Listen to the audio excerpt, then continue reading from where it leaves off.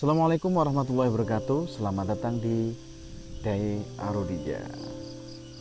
Masih di Curhat Malam edisi ke-6. Malam ini saya akan mencoba membahas tentang salah satu musisi yang begitu saya kagumi di Indonesia. Ia adalah Bondan Prakoso. Ya, kendati kalau Anda menengok di channel YouTube-nya, subscribernya itu belum sampai 1 juta, masih kalah dengan musisi-musisi yang mohon maaf ya, yang kadang kontroversial seperti itu, atau youtuber-youtuber yang lain yang sangat kontroversial. Contohnya ya, Yonglex misalkan. Secara musikalitas boleh kita bandingkan bagaimana Bondan Prakoso dengan Yonglex, pasti akan jauh. Tapi itulah hidup. Terkadang memang ada hal-hal yang tidak bisa kita compare satu dengan yang lainnya, karena memang semua sudah memiliki jalurnya masing-masing. Namun terlepas dari semua itu, kita akan membahas bukan tentang Yonglex versus Bondan Prakoso, tidak, tetapi bagaimana cara Bondan berkarya, bagaimana cara Bondan meniti karir menjadi seorang musisi yang bisa saya katakan salah satu living legend ya, karena dia tercatat menjadi musisi yang berkarir sejak kecil dan hari ini masih eksis gitu. Tentu kalau teman-teman yang lahir di era 90-an akan tahu Bondan sejak kecil ya, bagaimana dia menyanyikan lagu Lumba-Lumba, Bondan Prakoso. Kemudian meniti menginjak masa remaja, ia masuk ke Funky Kopral ya.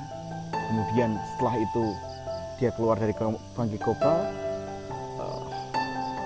kemudian merger ya dengan Fade to Black, yang dimana di sini ia menemukan titik kejayaannya gitu ya, mulai dari tahun 2008 ya, mulai lagu Bunga hingga yang terakhir angkatan lagu-lagu Kau Tak Sempurna, mohon maaf, semua lagunya hits, utamanya kalau kita ingat lagu Ya Sudahlah ya gitu. Kemudian ketika kontrak merger antara keduanya, kolaborasi antara keduanya yang difasilitasi oleh Sony Music Indonesia habis, Bondan pun bersolo karir dan ia menempuh jalur indie. Dan terbukti kendati memang tidak semanis dalam tanda kutip penghasilannya atau hitsnya tidak semanis ketika masih bersama Fade to Black, namun hari ini Bondan masih berkarya dan secara musikalitas sangat luar biasa. Hal yang sama juga terjadi pada Fade to Black ketika pecah kongsi setelahnya kan gitu. Karena ya bukan apa-apa, karena memang waktu mergernya yang difasilitasi oleh kontrak mergernya yang difasilitasi oleh Sony Music itu sudah selesai, ya sudah Fade to Black kemudian berdiri sendiri dan hari ini juga masih bertahan, meskipun sekali lagi keduanya tidak bisa seramai ya atau sesemarak ketika mereka berada di dalam satu gerbang, Bondan and Fade to Black kayak gitu. Artinya apa?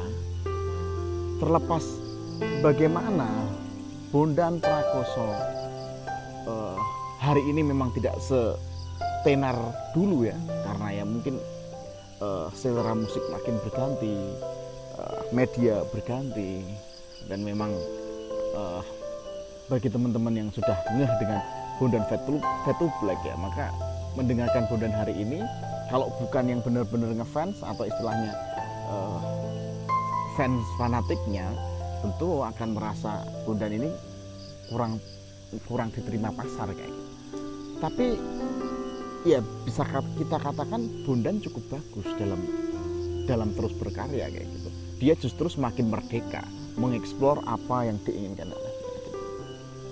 Dari Bondan kita belajar apa gitu. Saya masih ingat apa yang pernah disampaikan dalam satu wawancara ya. Jadi Bondan itu kan salah satu sosok yang mengidolakan Pak Quraisy Shihab gitu ya. Bahwa kalau misalkan sabar itu ada batasnya, tapi kalau Pak Quraisy Shihab itu sabar itu tidak ada batas, sabar ya sabar aja. Bondan mengikuti dalam berkarya, dia mempraktikkan itu. Artinya apa? Ia tidak memperdulikan apa yang akan ada di depan. Tugasnya sebagai seniman adalah berkarya, dan itu yang dilakukan hari ini.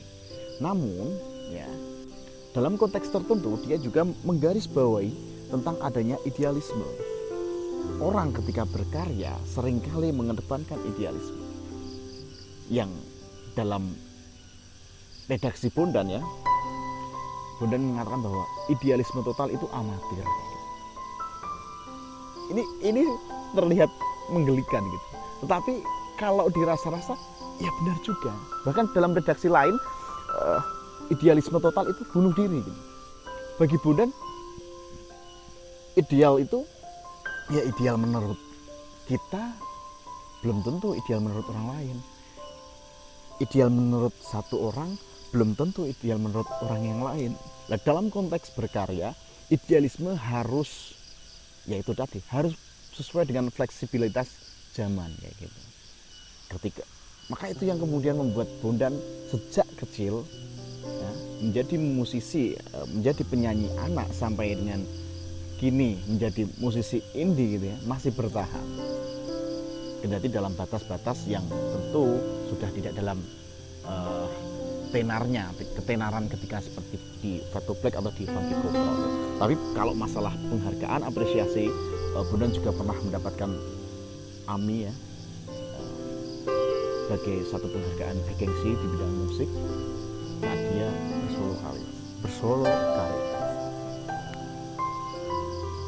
Di sini kita belajar ya, bahwa iya kita punya idealisme iya, tetapi untuk bertahan pada hidup kita harus melakukan fleksibilitas dalam bergerak dan berkarya, termasuk dalamnya bekerja. Jangan sampai misalkan Anda mengedepankan idealisme ya, sehingga membuat Anda sakit sendiri. Ya ini naif kayak gitu ya. Atau bahkan ini sangat-sangat pragmatis.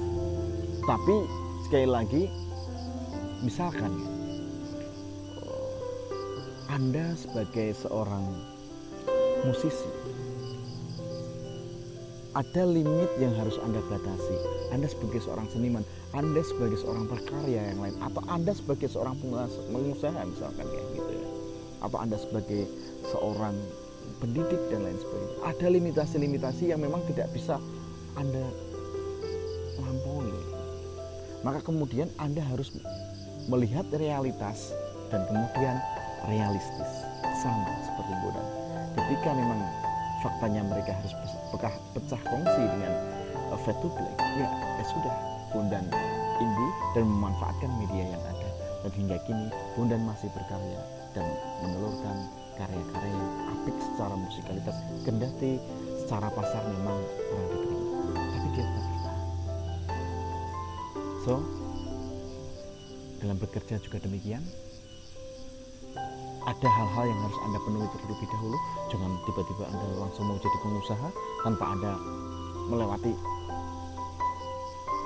step by step bahwa Anda harus pernah bekerja dengan orang, Anda harus pernah menemukan ganjalan dan lain sebagainya, yang itu akan membuat Anda semakin realistis terhadap dunia. Dan kemudian bagaimana Anda memainkan peran di dunia, bukan dipermainkan oleh dunia. Terima kasih Mas Bondan Prakoso atas karya-karyanya.